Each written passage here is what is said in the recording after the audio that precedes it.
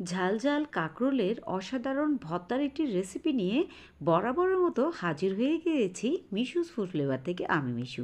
Hello viewers, আসসালামু আলাইকুম। সবাই কেমন আছেন? আলহামদুলিল্লাহ, আমিও আপনাদের দোয়ায় এবং ভালোবাসায় অনেক অনেক ভালো আছি। কাঁকরোল খেলে মুখে ঝাল, মনে জ্বালা, তবে মজাটা ঠিক এখানেই। আজকে আপনাদের জন্য নিয়ে এসেছি একেবারে চমকে দেওয়ার মতো ঝাল ঝাল কাঁকরোল ভর্তার একটি রেসিপি। অনেকেই কাঁকরোল খেতে পছন্দ করেন না, তো তাদের উদ্দেশ্যে আজকে আমি একেবারে ভিন্ন রকমভাবে অসাধারণ তৃপ্তি সহকারে খাওয়ার মতো একটি ভর্তার রেসিপি নিয়ে চলে এসেছি।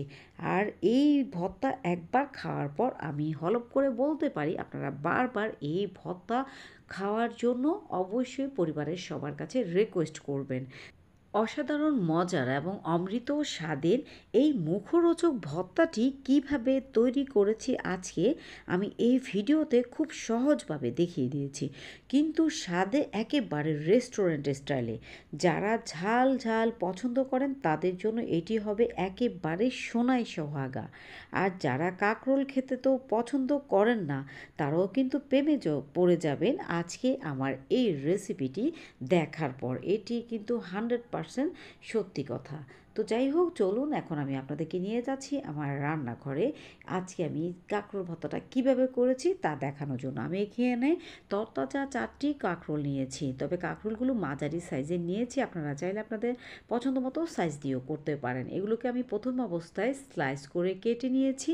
এরপর এখানে লাল সবুজ মিশ্রিত 5-6টি কাঁচামরিচ নিয়ে নিয়েছি। তো যে সকল বন্ধুরা আমার ভিডিওটি দেখছেন, আপনাদের সবার কাছে আমার রিকোয়েস্ট রইল আপনারা কোনোভাবে আজকের এই ভিডিওটি মিস করবেন না, কারণ অসাধারণ মজার এবং তৃপ্তি সহকারে খাওয়ার মতো একটি রেসিপি আপনাদের সাথে শেয়ার করতে যাচ্ছি। আমি এখন একটি প্যানের মধ্যে কাঁকরোলগুলো এবং সাথে দুটো আস্ত রসুন, আদা এবং কাঁচামরিচ এবং সামান্য লবণ সহকারে এগুলোকে সামান্য পানি দিয়ে সিদ্ধ করতে দিয়েছি। এরপর ভালোভাবে সিদ্ধ হওয়ার পর আমি একটি বাটি দিয়ে এগুলোকে তুলে নিয়েছি। আমি একটি হাত দিয়ে আপনাদেরকে দেখে দিচ্ছি এটি কতটা ভালোভাবে সিদ্ধ হয়েছে। আর এরকম ভালোভাবে সিদ্ধ করে কিন্তু ভর্তা করলে এর টেস্টটা দ্বিগুণ হয়। আমি হাত দিয়েই কিন্তু এগুলোকে মথে নিয়েছি। আপনারা চাইলে ব্লেন্ড করেও নিতে পারেন, তবে আমার কাছে একেবারে মিহি করে ফেললে ওই ভর্তার স্বাদটা তেমন ভালো লাগে না।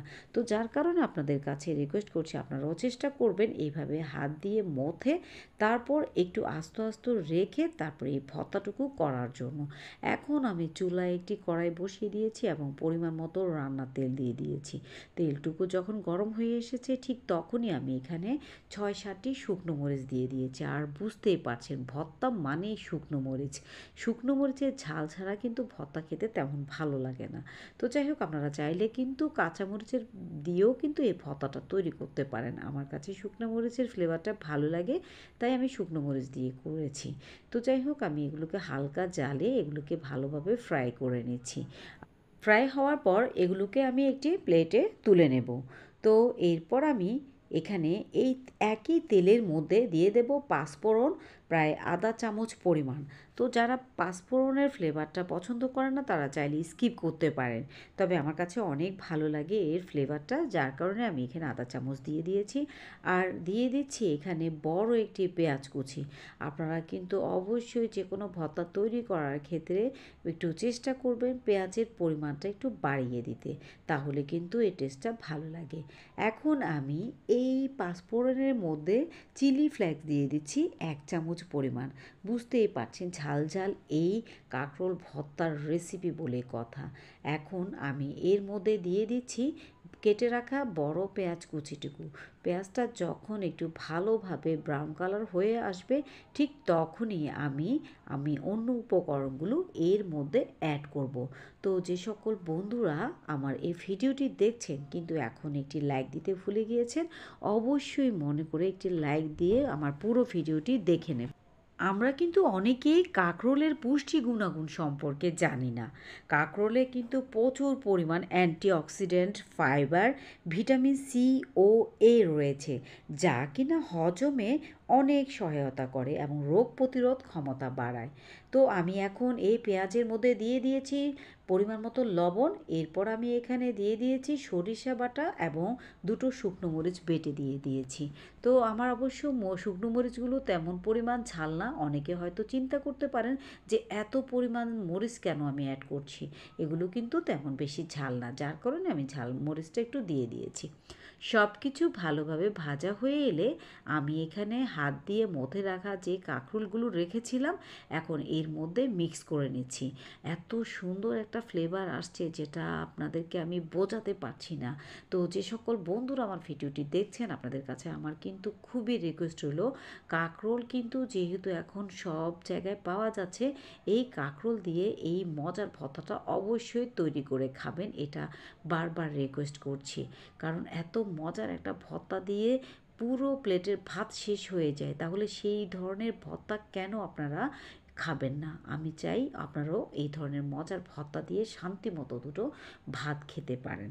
তো আশা করছি যে সকল বন্ধুরা আমার আজকের এই ভর্তার অর্থাৎ কাঁকরোলের ভর্তার রেসিপিটি পুরোটা দেখেছেন এবং বাসায় তৈরি করে খেয়েছেন, তারা কিন্তু কোনোভাবেই দেখবেন এই ভর্তার রেসিপিটি মিস করবেন না এবং পরিবারের সবাই এটি খেয়ে প্রশংসা করবে, এটা আমি 100% বলতে পারি।